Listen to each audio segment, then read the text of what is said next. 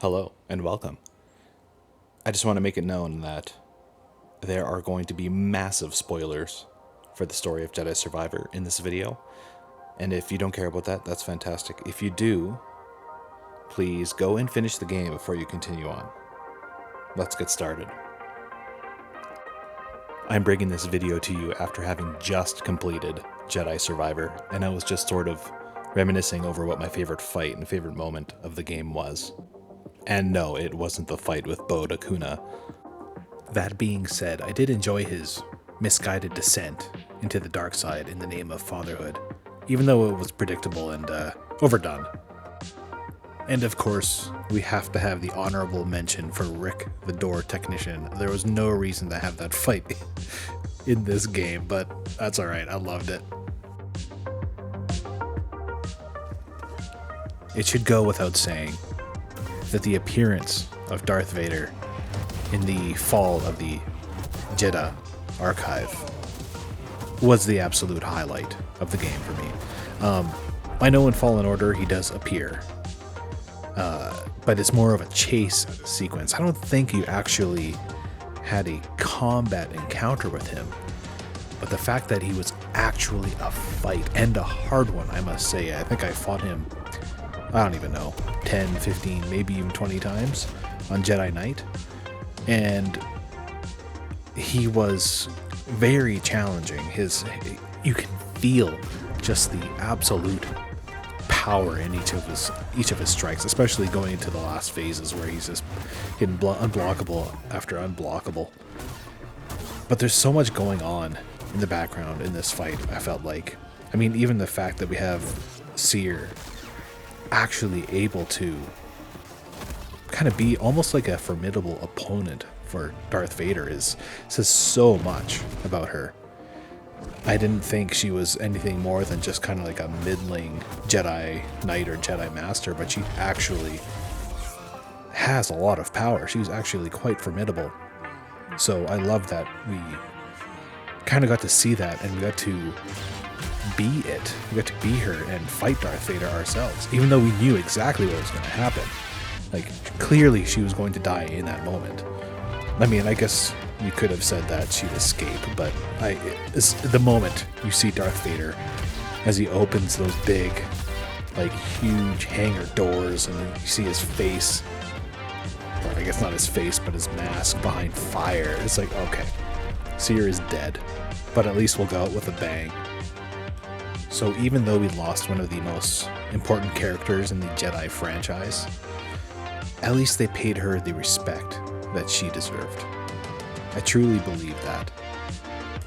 Because they could have just as easily thrown in like a Grand Inquisitor or something like that, or some other kind of Sith, Dark Jedi person that was under the apprenticeship of Darth Vader and had him do the same thing, or had her do the same thing, introduce a villain for a future game. But no, they had to give us the best of the best, and that speaks volumes,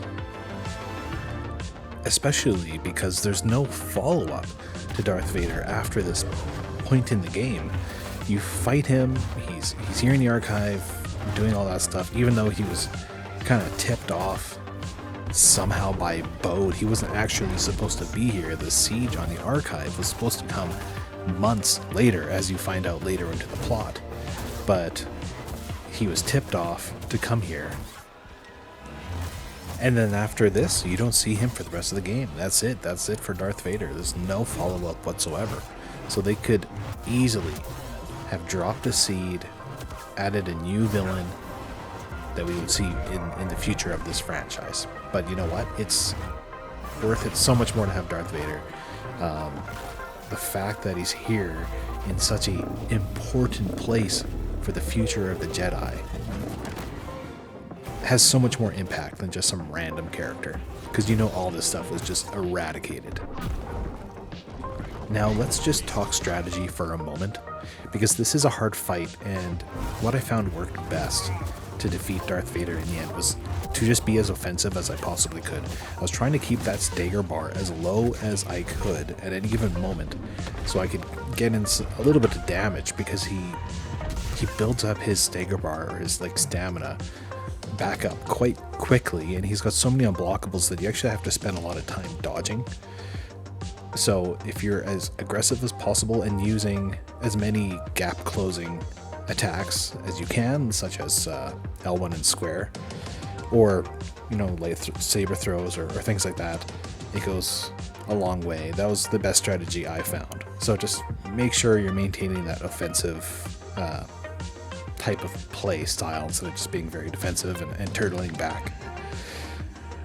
Which I know it's easier said than done. It sounds very basic, but that's what I found that was enough to kind of get me through it, was just to remind myself of that. Now, it was a very good fight. I don't know if we'll ever actually see Cal fight Darth Vader at any point. I think the story of Jedi Survivor is going to take a different turn and kind of get away from the Empire, possibly.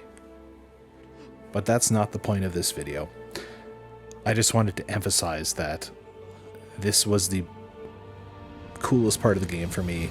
The biggest highlight. I would go back and I would play. When I beat the game, I went back to the main menu to see if we could play previous boss fights, so I could come back here and do this fight again, because I enjoyed it that much. I'm excited to actually play through the game in New Game Plus and face Darth Vader again at a higher difficulty. It was awesome. Anyways, thank you for joining me. Like and subscribe to the channel if you haven't already. I'll see you all in the next one. I'll try and do some more Star Wars content because I love Star Wars. Anyways, thank you. Adios.